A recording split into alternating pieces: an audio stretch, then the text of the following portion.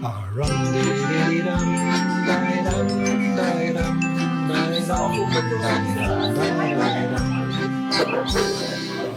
you a tale of a thrush and a snail and the time they swam in the pool.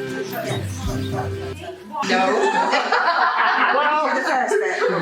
So you're going to be doing Let's All Play Our Drums, and then this half of the room will play Lots of Fun. Ready? 2, 3, 4. My musical journey evolved over time from a very young child. We moved into a house in London, a new house, and the previous owners left behind their piano. And so I immediately had access to an instrument which I enjoyed playing with and working out nursery rhymes like Twinkle Little Star, Baa Baa Black Sheep, just as a child, working it out for myself. And when my parents realised what I was doing, they decided to start looking for some tuition, and this happened to be the milkman. So when the man came to deliver the milk, he would show me something quickly on the keyboard, and then eventually I started to have more formal piano lessons. And as I got older, these continued through school. I was lucky, so lucky, to grow up in a part of London where I was in the ethnic minority, and so growing up exposed to the music of lots of different cultures. I remember learning, for example, Indian stick dancing, and always having opportunity to make music with others. And in Brighton, where we moved to when I was about 7, in my primary school, we were so lucky to have a full-time music teacher. Often in primary schools, it's the regular class teacher which would deliver segments of music, but in my school we had the music room, and each class would leave their regular teacher to go and have specialist music sessions with the class teacher. I'm not sure any of my musical journey would have happened to the extent it had we not had that specialist person in place at school. She was so encouraging and promoted lots of group music making throughout school, and because it was so much fun with all of our friends all together, I wanted to continue that when I got to secondary school. At secondary school, I chose the clarinet and pursued clarinet and piano, as well as lots of choirs, doing lots of musical theatre, again just being with lots of people all the time. And something else that was happening for me when I was younger was that my home life was quite troubled. I did not want to be in my family home, and because music was so readily available as a community provision in Brighton, I was able to join as many different musical groups as I could. And so the ensembles and the orchestras and the choirs, they became my safe space for me to be in a happy, enjoyable place, just making music with wonderful people. I pursued further study of music into A-level, and I also did theatre studies, partaking in as many opportunities to do more national competitions, again with Brighton Youth Orchestra. We went on many tours of Europe and even as far as Hong Kong, learning about making music with other cultures and taking our own work on tours. So it was a really intensive social experience, perhaps much more so than the act of making the music itself. I went to music college to become a full-time clarinet student, maintaining my piano a little bit. And through my music degree, I did a lot more musical theatre, got myself a saxophone, dabbled on the flute. I don't talk about that too much. I had a fantastic time at music college, developing again these really solid friendships, many of which lasted to this day, and met my now husband, and we moved to Bristol because of his work.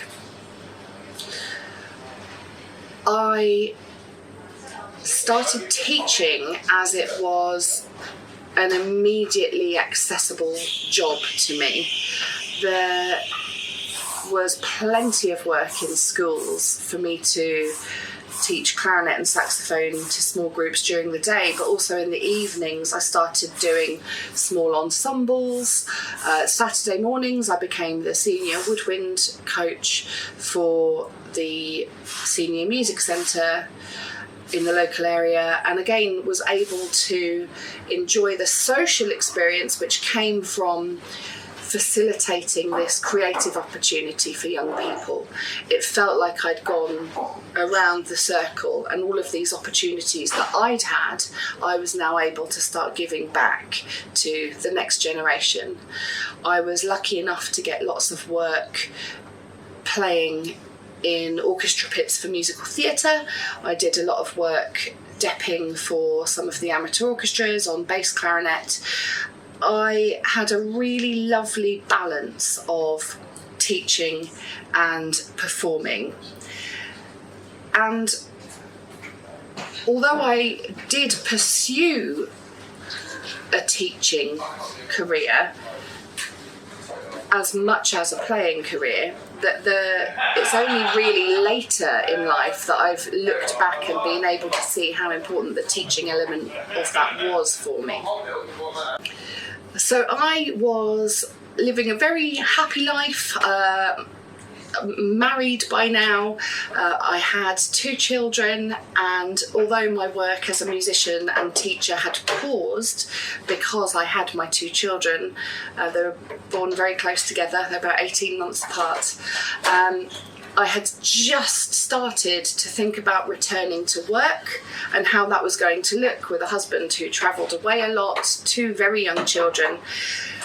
But the decision was taken from me because I had a catastrophic accident and I became disabled. I fell from a height, my leg became trapped between the sides of a ladder, and on the way down from about 11 feet up in the air, my leg just got twisted and everything went crunch and pop. No more foot. Unfortunately, it was misdiagnosed. The extent of the injury was not found for about 18 months, and I had a really hard time not being believed about how much pain I was in. I think the way that I present with pain might be different as somebody who is not neurotypical, and so I was in quite significant pain and walking on a broken foot for 18 months, and over that time my foot became deformed, and I started to suffer quite badly with my mental health because I felt that nobody was believing me. The idea of returning to work with such immense pain and with 2 children, it just didn't happen. Life went on hold, and I had to undergo quite extensive psychotherapy to help manage my mental health, but through that I was given the confidence to go back to the doctor and say, I promise you this is not all in my head, please give me some more imaging. And one day this new doctor believed me and she sent me for more imaging, and it was at that point, which was now 18 months down the line, that they realised how much was missed in that initial presentation at A&E at the hospital. So they discovered I was going to need several more procedures to get my bones back in the right place. Unfortunately, because it had been so long walking on a deformed foot, I also developed osteoarthritis in my hip and my lower back and my foot. So there were all sorts of issues with the shortening of muscles, ligaments. I don't know enough about that to be able to say accurately. But I essentially now have a permanent physical impairment. My final surgery was in November 2023. Of course, just before then, the world experienced the COVID pandemic, and during this time I lost my dad. My dad died. My dad was estranged to me. I referred earlier on to not wanting to be at home very much, and that was because of the relationship with my dad. My mum did not live with me.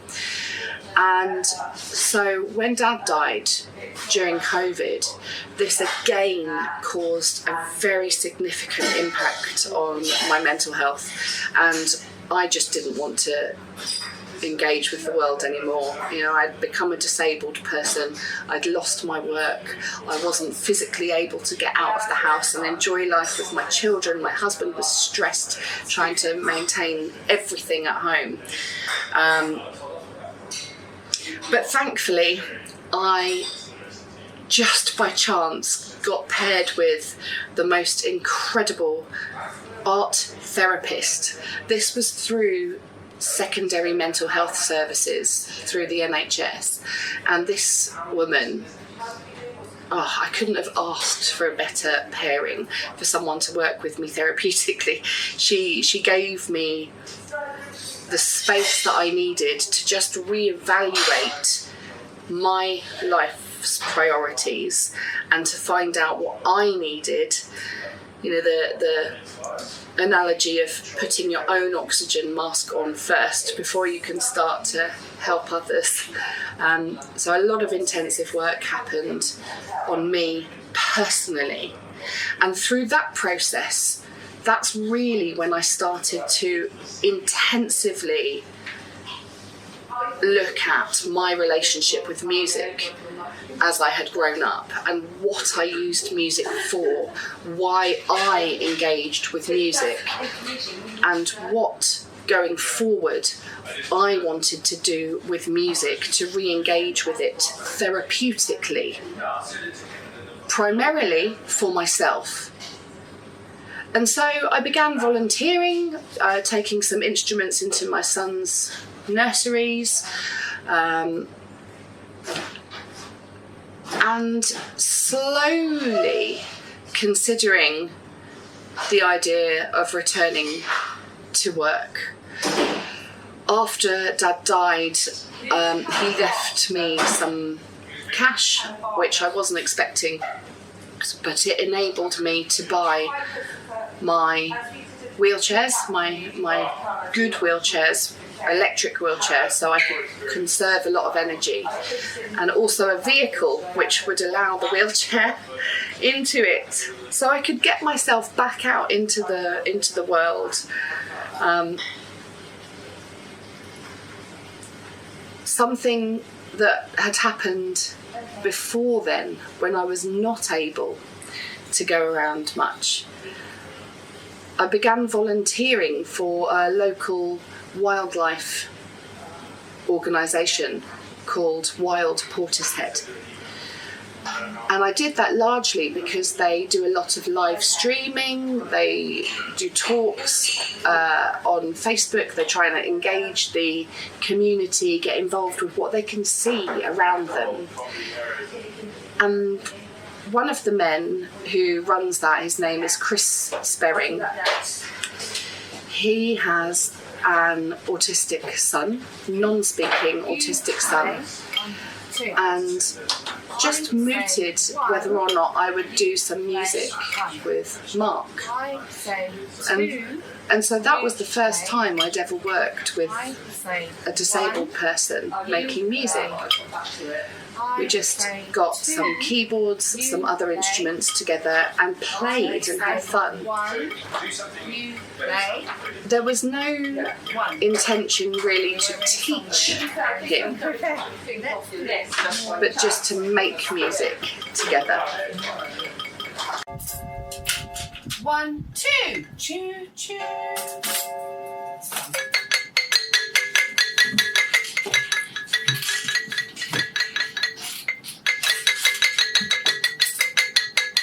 Mark, can you find the G, the back G, here and here?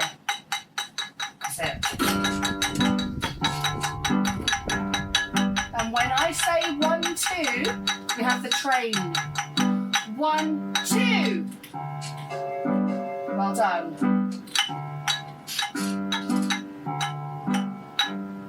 1, 2. Well done.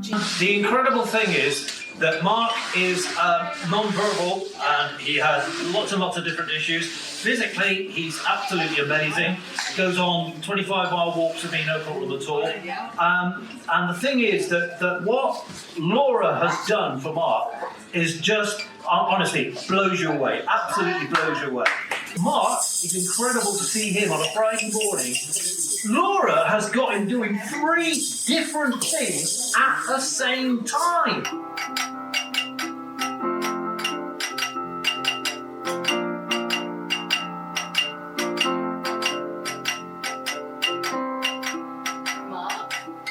Fiona the horse meets a dog and they jump into the river. Now play Fiona.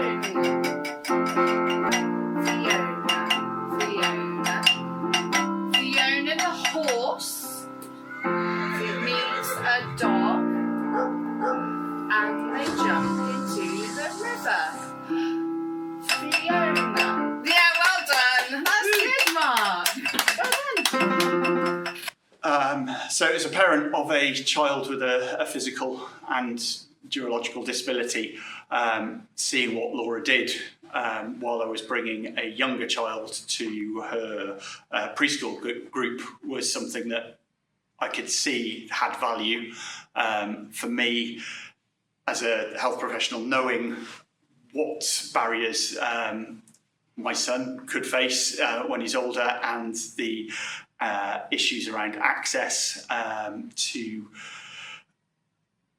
activities that will involve the family, involve mixing with a whole variety of people are invaluable.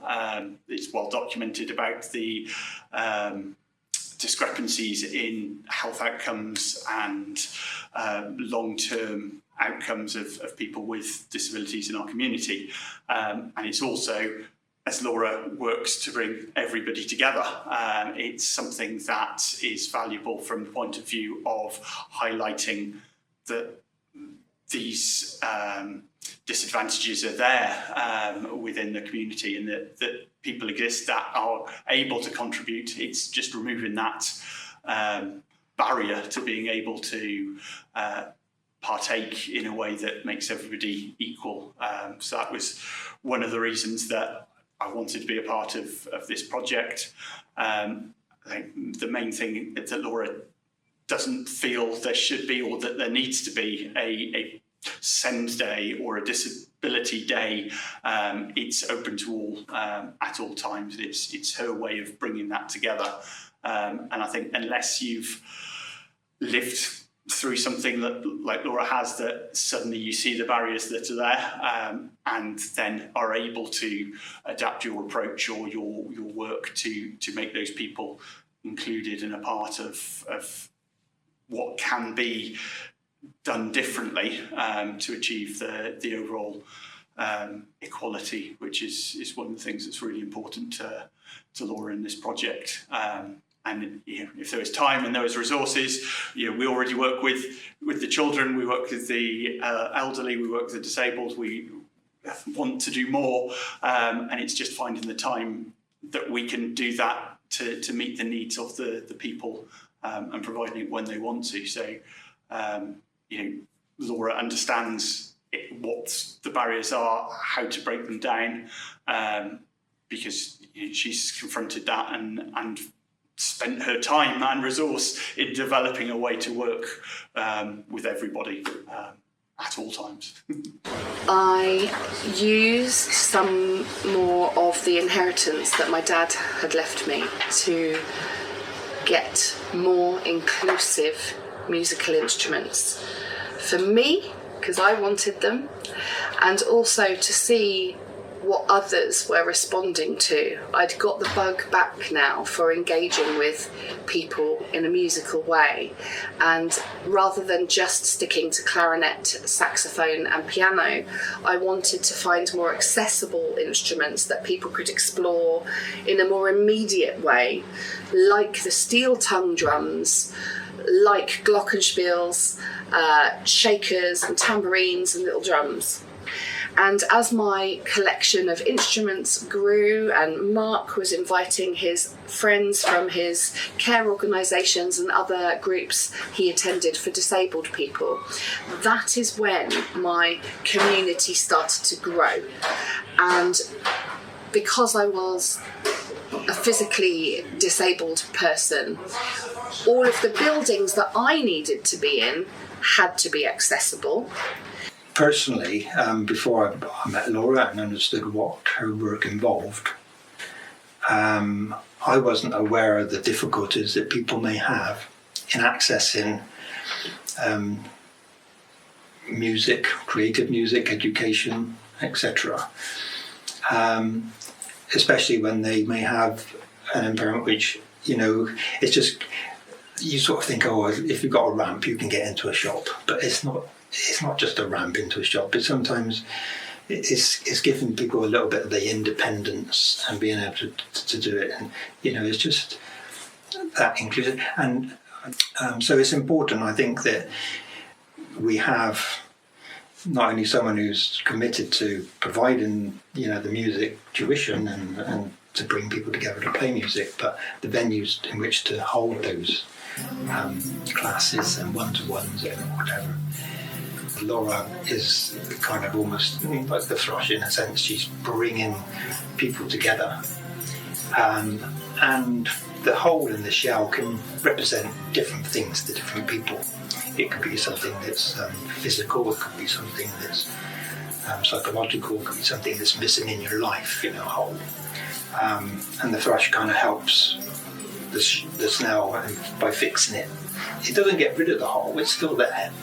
It may be hidden and not there, but it just helps them go off, form that friendship, binds them together, and they go off and have fun and enjoy themselves.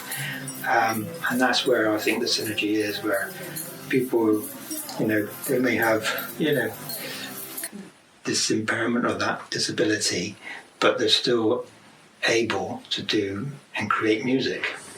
As I started bringing in more accessible kit, I needed space to safely bring this in and for others to engage with. And it's steadily grown from there. We look for sharing opportunities where we invite people in to see what we're doing.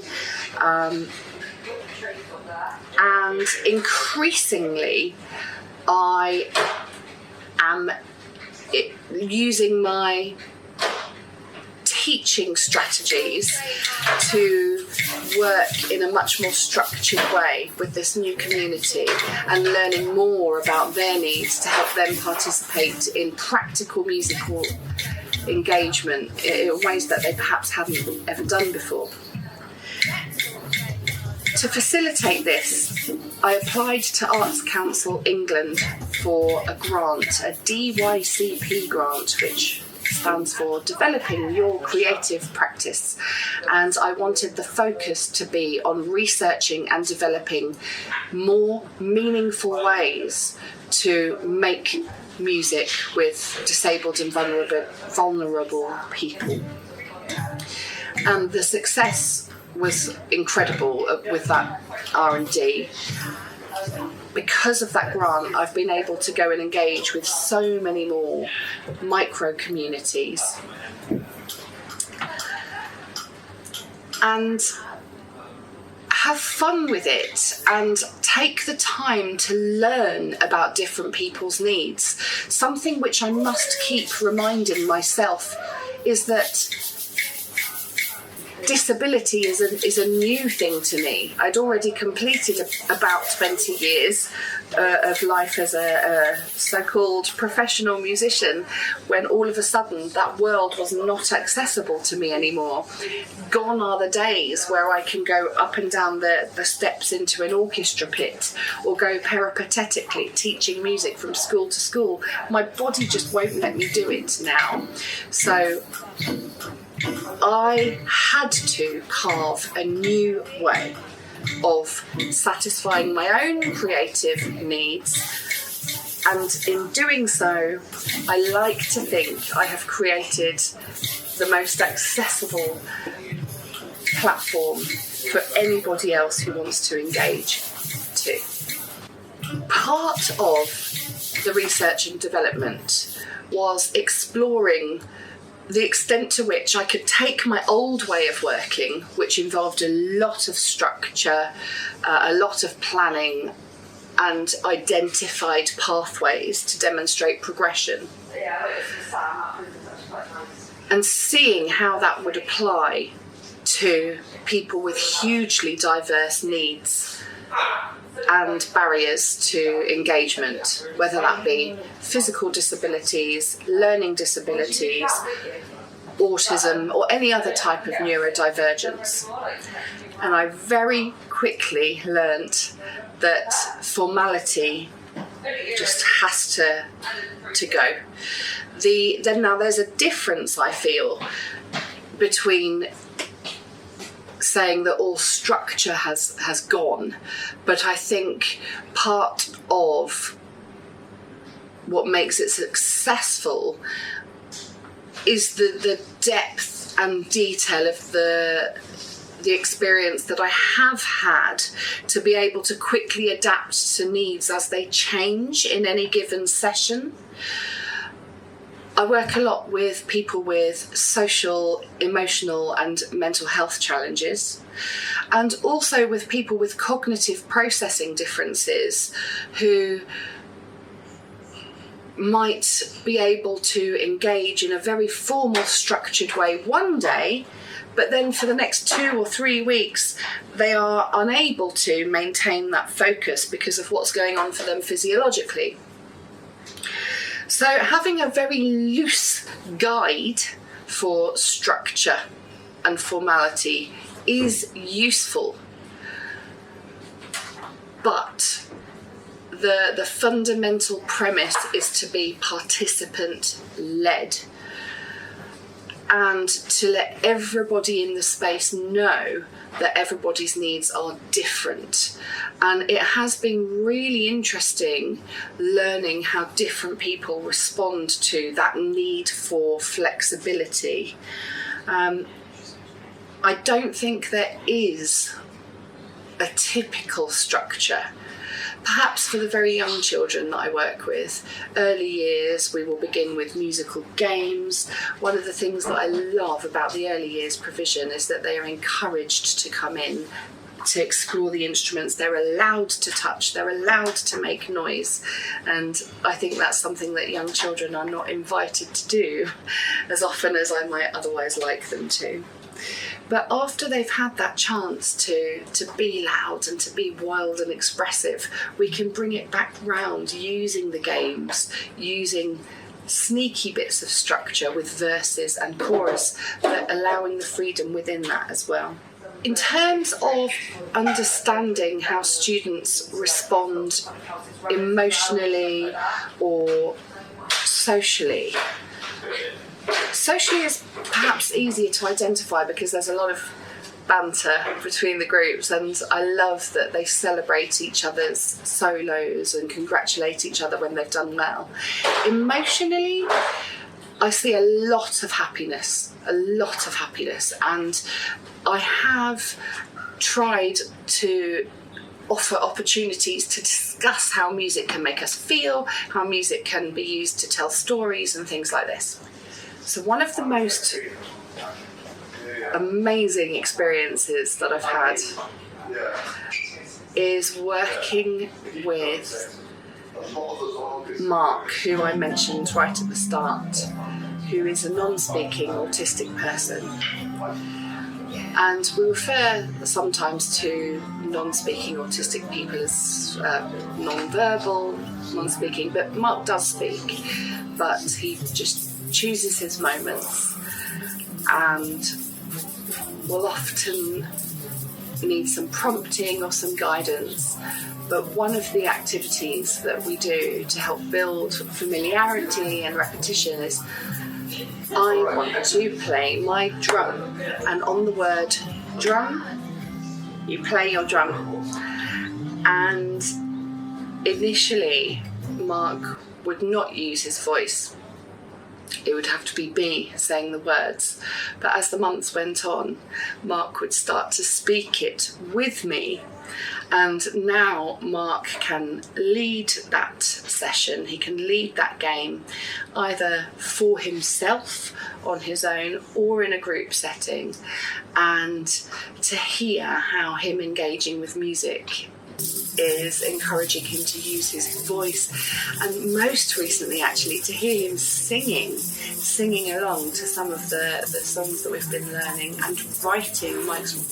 Mark is writing his own music, and as part of a community project that we're running at the moment, a group of disabled people with their family members are writing a piece about their pet dogs, and Mark is singing for us the words hello dog, and it's magic. That is really moving when I see moments like that.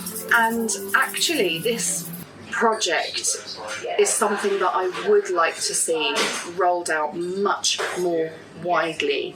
I am about to submit a huge grant application in the hopes of being able to take this community composition work out to different localities in North Somerset because of the success of the Portishead based provision that we've started up.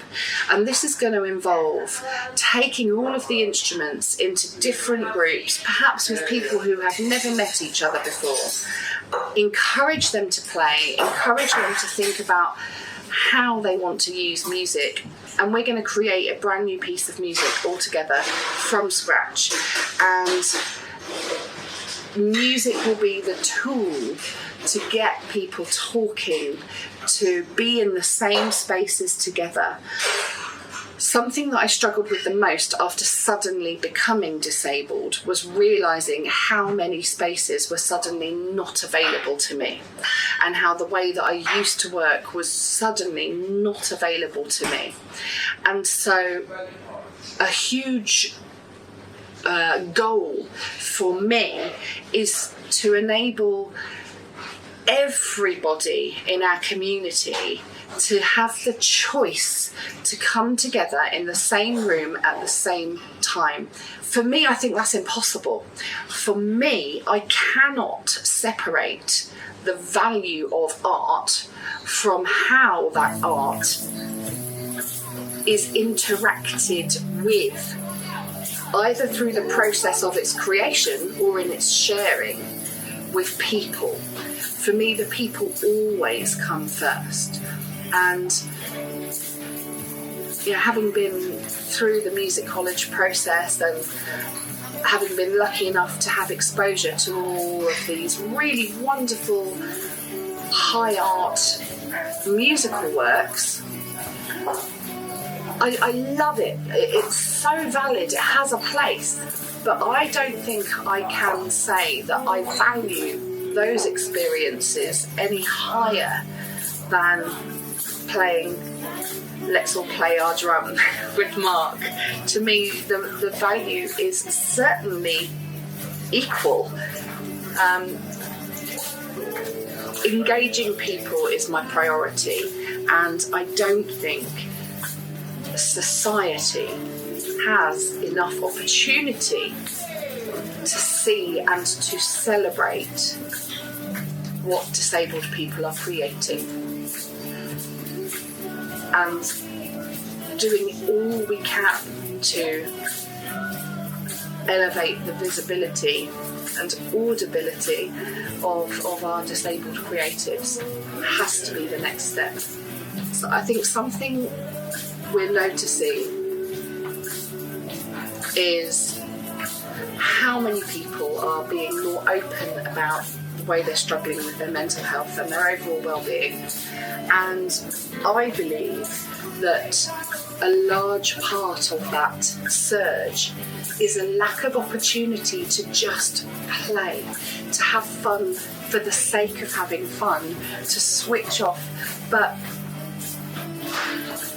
the evidence for that, or some evidence for that, is the recent interest in creative health practice, which is, I'm conceptualising it as a sort of halfway between education and therapy.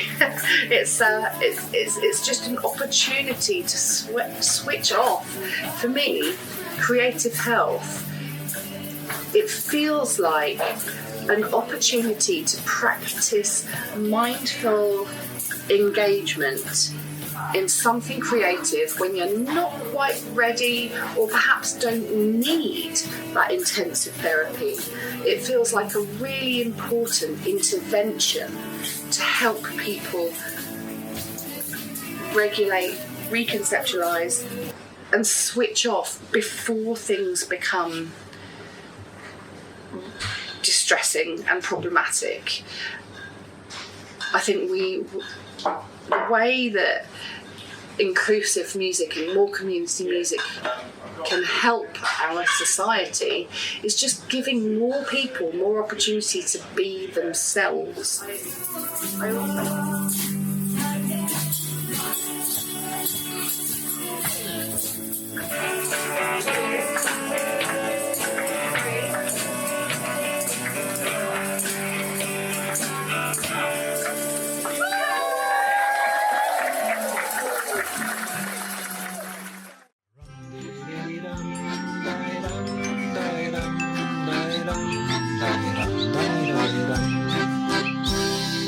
Tell you a tale of a thrush and a snail, and the time they swam in the pool. When they splished and they splashed and had a good laugh, and we know the water was cool. Oh yeah!